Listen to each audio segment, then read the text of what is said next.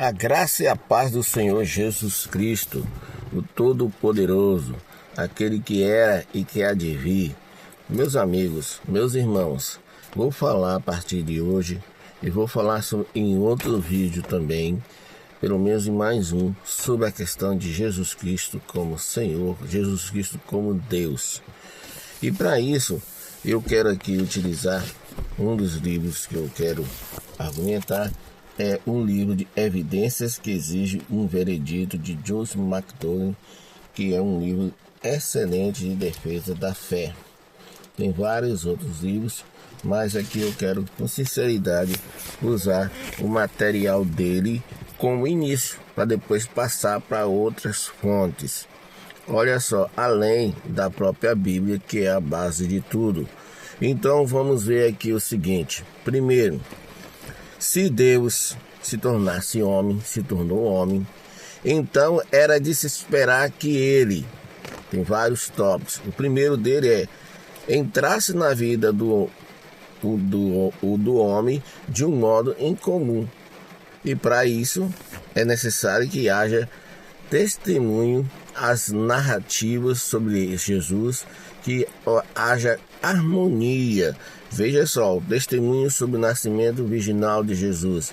Mais de um apóstolo, mais de um escritor da Bíblia confessa, declara que Jesus nasceu de Maria e que Maria era virgem. Então, se nós notarmos muito bem, a fidedignidade das Escrituras a esse respeito. O relato que acontece nos evangelhos é de acordo com a história, de acordo com os fatos reais. Depois tem que haver harmonia da história de Jesus, do nascimento dele, dos milagres dele. O evangelho tem que trazer harmonia, significa que o que um fala não pode contradizer o outro. E é exatamente isso que nós temos nas Escrituras.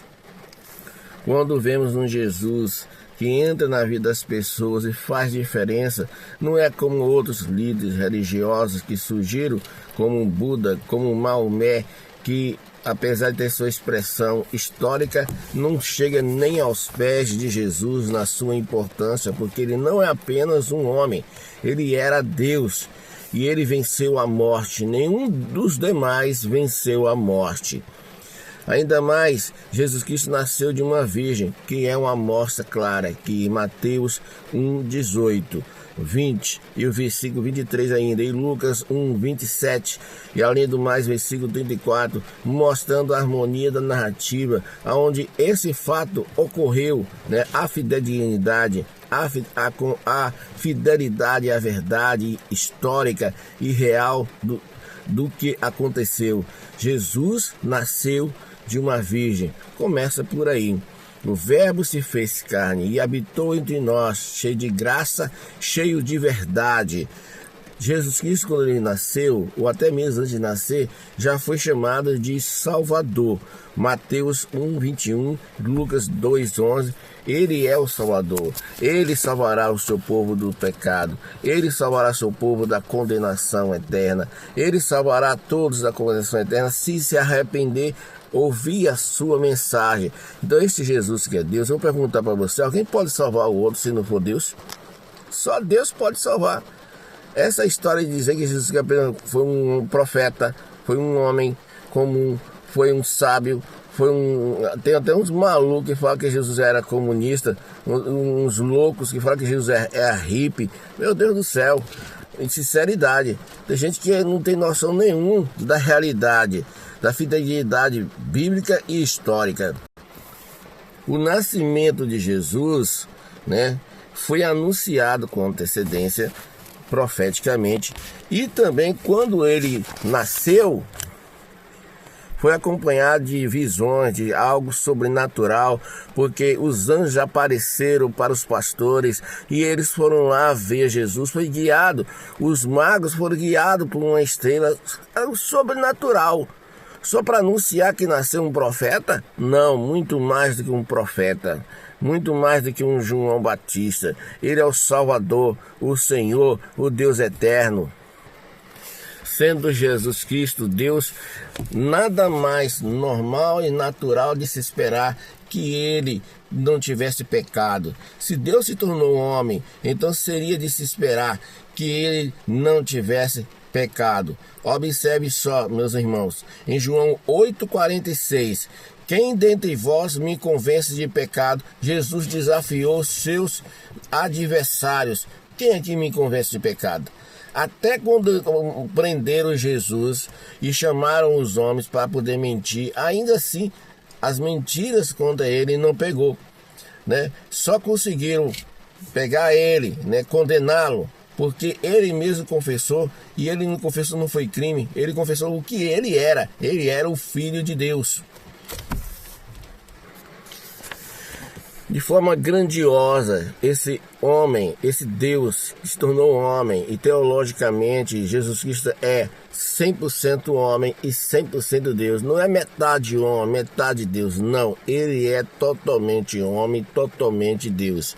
E se Deus se tornou homem, então é de se esperar que ele tenha manifestado o sobrenatural de forma através de milagres. E milagre que não faltou. E aqui eu vou falar para vocês aqui 3 tópicos falando sobre essa questão de milagres. Olha só, milagres de cura física, milagres da natureza e milagres da ressurreição. Milagres de cura física, por exemplo, não vou falar todos não, só para poder a gente dar continuidade aqui ao nosso assunto, que eu quero encurtar o máximo possível. E outro dia continuo com outros tópicos ou outras fontes. Olha só, Jesus curou o leproso, Jesus curou o cego. Mateus 8, 2-4, ele curou o leproso. Paralítico, Mateus 9, 8. Febre, Mateus 8, 14-17. Assim como vários outros milagres, como por exemplo, cegueira. Jesus curou cegueira, Jesus curou uma mão mirrada, Jesus curou a orelha de Malco, Jesus curou a hemorragia, curou hidropisia, e está em Lucas 14, 2-4. Jesus transformou a água em vinho. Milagres no âmbito da natureza. Jesus mandou parar a tempestade, meu irmão. Ele estava num barco com os discípulos, todo mundo com medo, ele mandou os ventos parar, as ondas, tudo parar. Para tudo aí, e a tempestade parou, entendeu? Na minha linguagem, entendeu? Então, ele fez uma pesca sobrenatural, né? Os homens estavam tentando pescar de todas as formas, não conseguia nada. Falei, joga a rede num tal lugar assim, né? Para tal lado do barco. Aí foi tanto peixe que saiu de uma forma milagrosa, e que aqueles que estavam ali reconheceram que Jesus Cristo é muito mais do que um homem, né? Também tem a multiplicação dos alimentos, de peixe, dos pães. Tem também ele andou sobre as águas, mandou tirar dinheiro da boca do peixe, né? Quando questionaram ele a respeito do imposto, ele falou: ô, fulano, vai ali pescar um peixe. Quando você pescar o peixe, abra a boca, que ali está o dinheiro para você pagar o imposto. Você vai pagar o imposto seu e paga o meu também. Rapaz, já pensou? Olha aí, ó, vou pagar o governo aí, ó. Manda pescar ali e o dinheiro vai estar na boca do peixe. Pai, que só sendo Deus para poder fazer essas coisas acontecer. Que não é apenas uma revelação que lá tem uma moeda na boca do peixe, não. Sabe quantos bilhões, quem sabe até trilhões de peixe tenha, né, no mar, no oceano, e de repente o camarada manda lá pescar e ele joga joga lá a rede, ou sei lá o que for, e justamente aquele peixe tem uma moeda. A chance matematicamente disso acontecer, meu amigo, eu acho que é quase impossível. Só sendo Deus. Também os milagres da ressurreição. Ele ressuscitou a filha de Lázaro, né? O filho da viúva, Lázaro de Betânia, e depois ele mesmo ressuscitou. Se Deus se tornou homem Então, certamente as suas palavras foram as maiores palavras já pronunciadas. Jesus que falou assim: passará o céu e a terra, porém as minhas palavras não passarão. Lucas 21:3, imagine só. O sol vai demorar, se não me engano, 1 bilhão de anos para poder apagar, né? 1 bilhão de anos. O planeta todo, depois que deixar de existir e que não tiver ser humano nenhum mais aqui nesse planeta, ainda assim a sua palavra permanecerá, porque o efeito da palavra de Jesus não é apenas temporal, é eterno. Por isso jamais vai passar. E nenhum profeta, nenhum líder religioso tem a palavra que Jesus tem. Nenhum, entendeu? Nem Maomé. E o Deus verdadeiro é o Deus Trino, Pai, Filho e Espírito Santo. No Velho Testamento, você tem o Pai se manifestando como Yahvé. No decorrer do Velho Testamento, você vê o Espírito Santo operar. No Novo Testamento, principalmente no Novo Testamento, o Filho se manifesta no Novo Testamento, mas também há várias menções proféticas e algumas as situações que se interpreta que era Jesus que apareceu ali. Mas Jesus é Deus, ele existia antes mesmo da sua forma humana. Em João 7, versículo 46, diz o seguinte: que da boca, quer dizer, jamais alguém falou como este homem.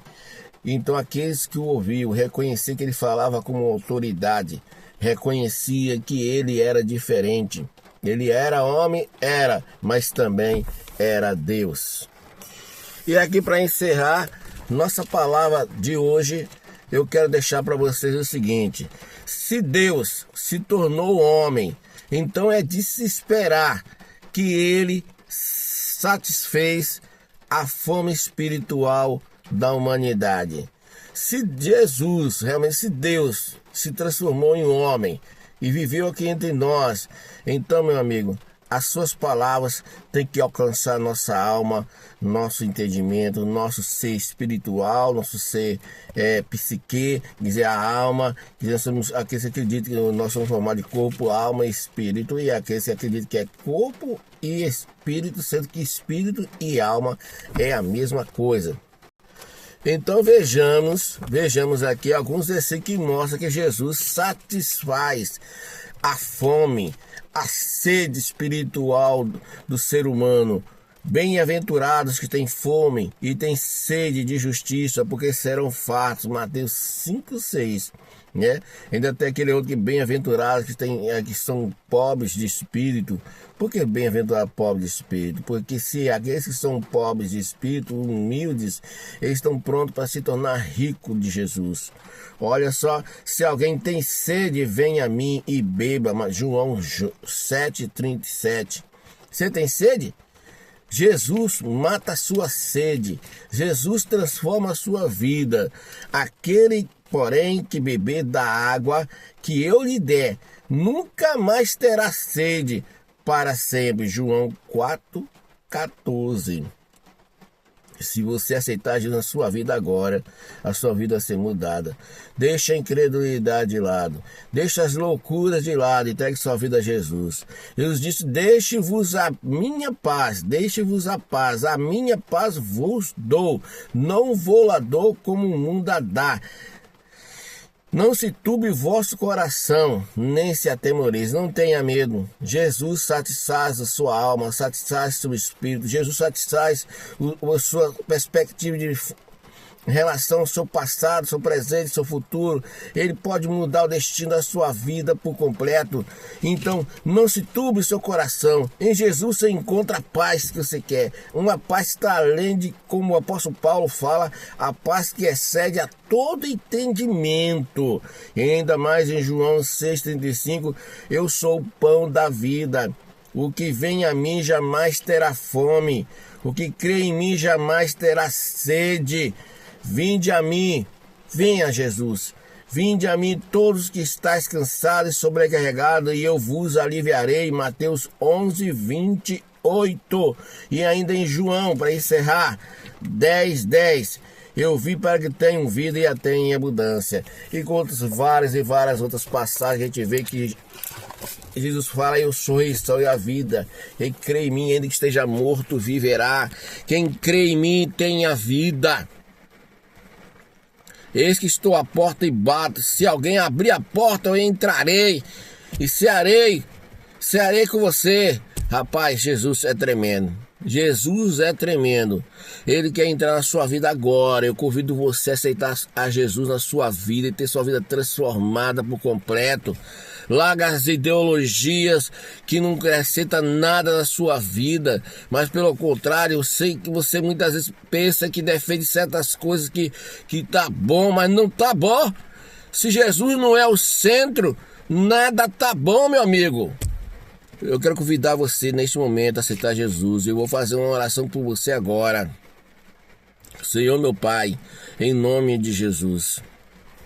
Deus eterno, tenha misericórdia dessa alma, dessa vida que está ouvindo essa palavra neste momento.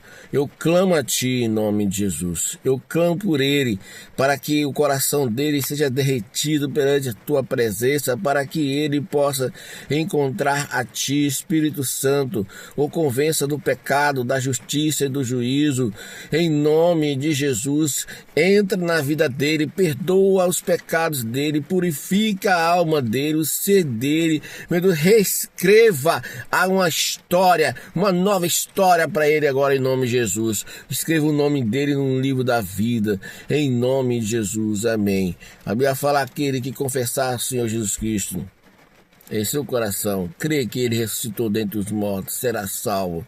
Essa é uma palavra, a palavra que traz certeza eterna para a sua vida.